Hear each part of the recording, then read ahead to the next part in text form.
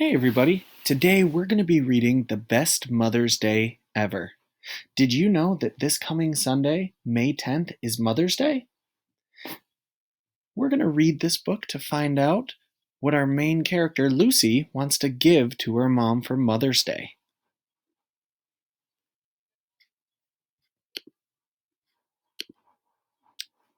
I sit back on my heels and I look at my card. Does it need more glitter? Or maybe a giant heart around I love you, Mom? Mother's Day is tomorrow, and I really, really want it to be great for once. It's not that I haven't tried, like last year.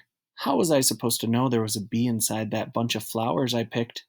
Or the year before, making waffles with the easy waffle maker turned out to be hard. Mom always says it's the thought that counts, but she only tells me that when I mess up. Wow, Diego says, your card is awful, Lucy. Diego lives next door. When he moved here from Mexico last year, he spoke hardly any English. Now he speaks it well, except for a few mix-ups. You mean awesome, right? I ask. Awesome, he smiles. Claro.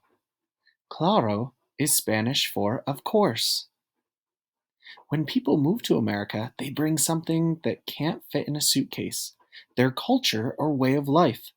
Language, beliefs, music, foods, and art are all a part of a person's culture. Diego says holidays are different in Mexico. Instead of Halloween, they celebrate the Day of the Dead, and they have their Independence Day in September, not July. What do you have in Mexico instead of Mother's Day? I ask. He laughs. We have Mother's Day too. On Mexico's Day of the Dead, 2 days after Halloween, people honor friends and family who have died. They remember happy stories about them, make their favorite meals, and bring sugar skulls and marigolds to their graves. Diego tells me about Mother's Day in the town where he used to live. Very early before sunrise, all the kids wake up their mothers with a special morning song. Really? I picture my mom in the morning.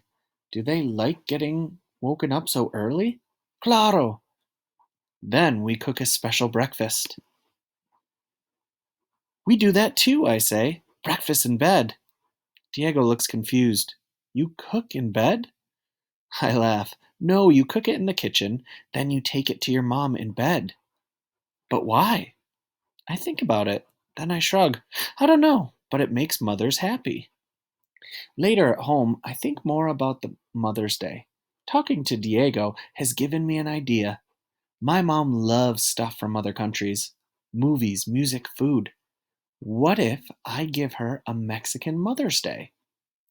Lucy's mom does Chinese exercises, collects Russian dolls, and has masks from Africa on her wall.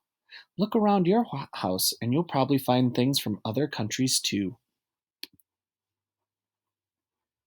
I call out my window and tell Diego my idea. Can you teach me the morning song? I ask. Claro, he says, and you can help me make breakfast on bed. When you greet a friend in America, you might say hi. In France, you might kiss your friend on both cheeks. In Japan, you might bow. But no matter how we do it, we're all happy to greet our friends. I run over to Diego's. He sings me the song and sings and sings. It's pretty, but it's long. Now I know why they start singing so early, to get done in time for breakfast. We practice the Spanish words. I'll never learn all this by tomorrow, I moan. You could sing an English song instead, Diego suggests. That makes sense. But the only songs I know are camp songs. Greasy Grime or Gopher Guts doesn't seem right for Mother's Day. Las Mañatas, the morning song. In English it says, wake up, the sun is rising, the birds are singing. Before I go home, we try out Diego's new video game, Rockin' Soccer 2, but I can't seem to keep my mind on it. I just want this to be the best Mother's Day ever, just once. I don't want to hear my mom say it's the thought that counts. After dinner, Mom blasts her favorite CD, and we dance around. She really likes this song. I wish I could sing it to her tomorrow, but the only words I can make out are baby, baby. Then it hits me. Who says I have to sing? It still It'll still be a Mexican Mother's Day, kind of. I'll just do it my way. I'm so jazzed, I'm sure I won't sleep a wink, but before I know it, my alarm clock buzzes. 4 a.m. I rub my eyes and yawn. It's Mother's Day, time to help Diego make breakfast in bed. Diego is already in the kitchen.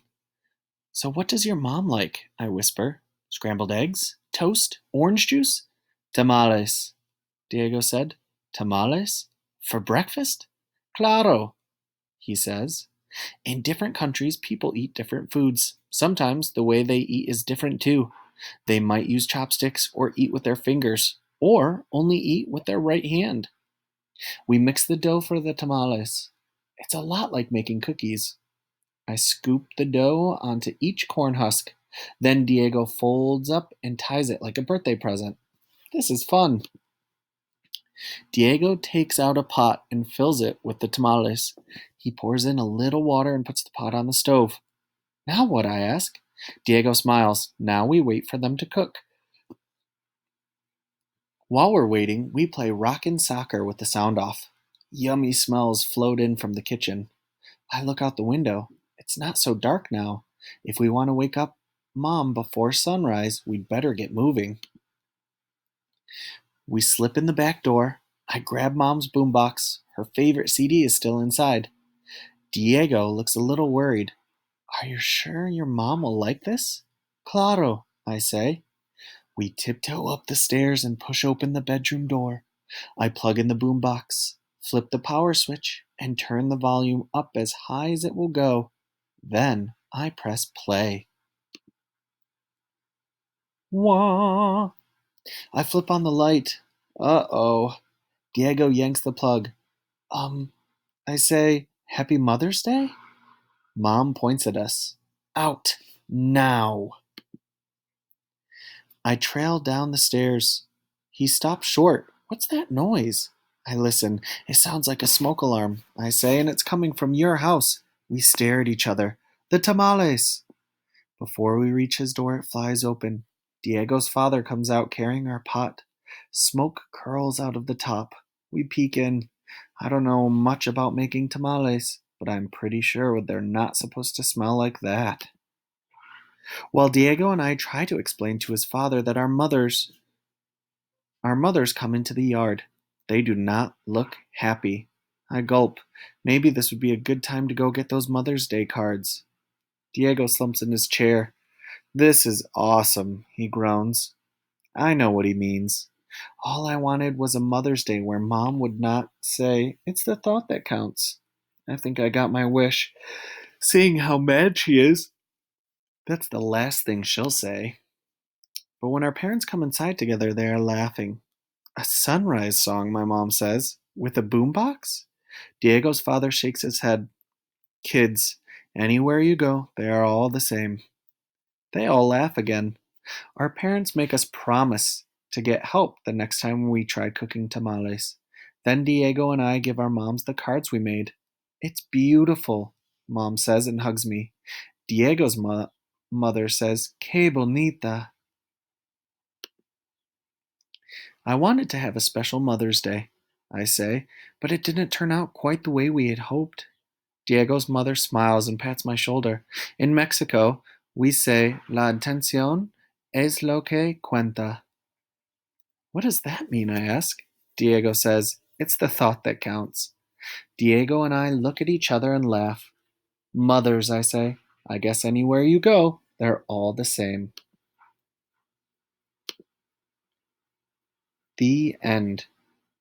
Now, your goal for this week is to make a special card for your mom for Mother's Day this Sunday.